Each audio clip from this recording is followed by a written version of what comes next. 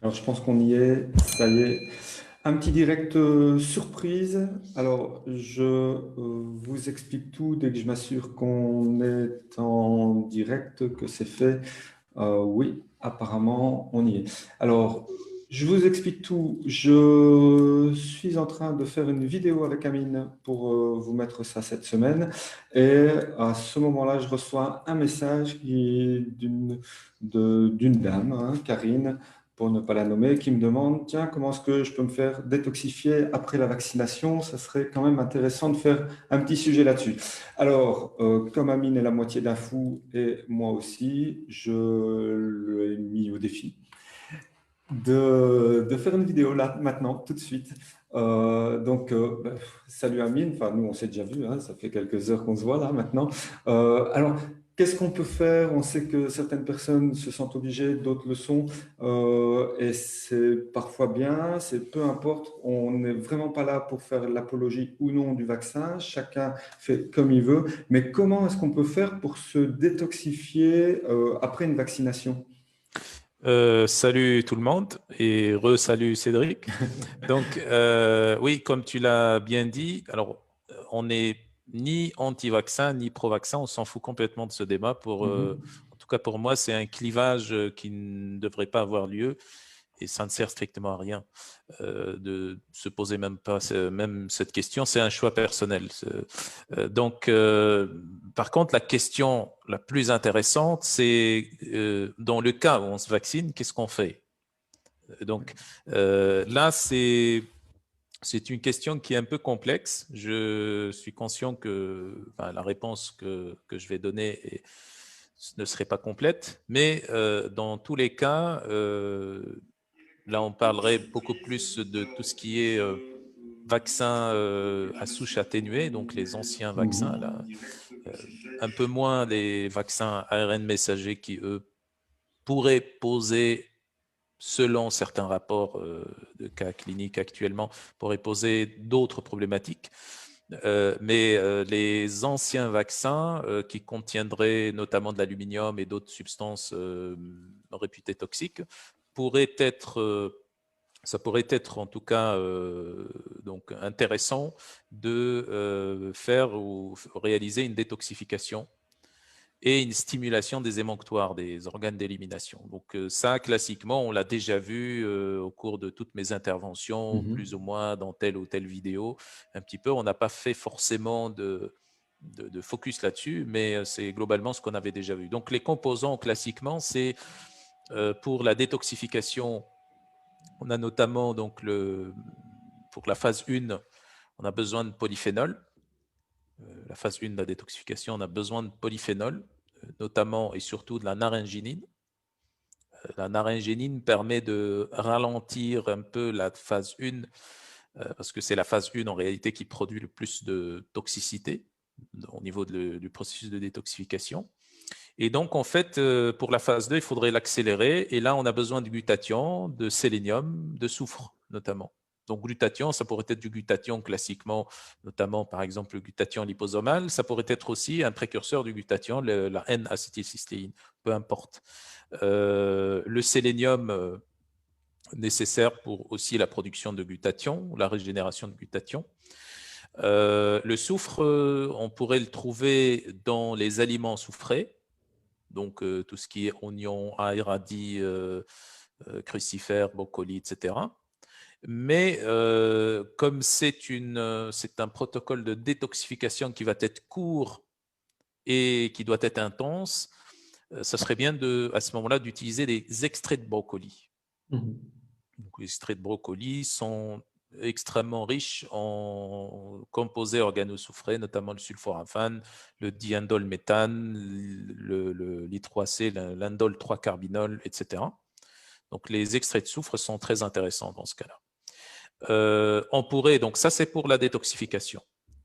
Maintenant, pour l'élimination, donc pour l'élimination, détoxification n'est pas élimination. Mhm. Donc pour l'élimination, donc on a deux grands émonctoires, classiquement deux grands organes d'élimination, les reins et le foie. Donc quand on dit le foie ici, la détoxification se passe au niveau du foie, mais c'est différent de la fonction d'élimination qui est en fait la fonction hépatobiliaire. C'est le fait tout simplement d'éliminer les toxines ou même les molécules qui ont été transformées par la détoxification au niveau de la vésicule biliaire qui ensuite seront éliminées au niveau de l'intestin. Donc là, notamment pour le foie, on peut par exemple consommer certains aliments comme par exemple les artichauts, les radis, le citron, l'huile d'olive, etc. Donc il y a tout un tas d'aliments comme ça, en général des aliments amers, des aliments acides, donc à goût acidulé, des aliments gras, d'où ma proposition d'huile d'olive notamment, etc. Il y a d'autres plantes aussi, le chardon-marie par exemple, le desmodium et tout un tas d'autres plantes, la chrysanthelle par exemple, etc. Et donc ça, c'est pour stimuler la fonction hépatobiliaire. Pour stimuler maintenant la fonction rénale, il faut tout simplement des plantes et des aliments qui ont un effet diurétique. Le plus connu et le plus simple à utiliser, c'est le persil. On peut faire des jus de persil, voire des tisanes de persil, des décoctions de persil à utiliser et à prendre régulièrement au cours de la journée. Dans certains cas, on pourrait même faire des cures de persil où le jus de persil ou la tisane de persil pourrait remplacer complètement l'eau. Dès qu'on a soif, hop, on va aller boire sans persil. Et puis, on a aussi d'autres plantes comme le pissenlit, la piloselle par exemple. Toutes ces plantes-là qui permettent d'avoir un effet diurétique. Bon, là, je donne comme ça pêle-mêle, mais en fonction de la disponibilité des produits ou des aliments, en fonction de ce qu'on peut avoir ou non, etc., ben, on fait des choix. Mais ce qui est le plus important, c'est d'avoir au moins une chose qui permet de stimuler les reins, une chose qui permet de stimuler la fonction hépatobiliaire et d'avoir le maximum de composants qui permettent de stimuler la détoxification. Donc, glutathion, sélénium, extrait de brocoli, et polyphénol. Donc, ça, c'est très, très important. Puis, en dernier lieu, je dirais qu'il faudrait aussi utiliser certains composants qui permettraient de chélater des métaux toxiques.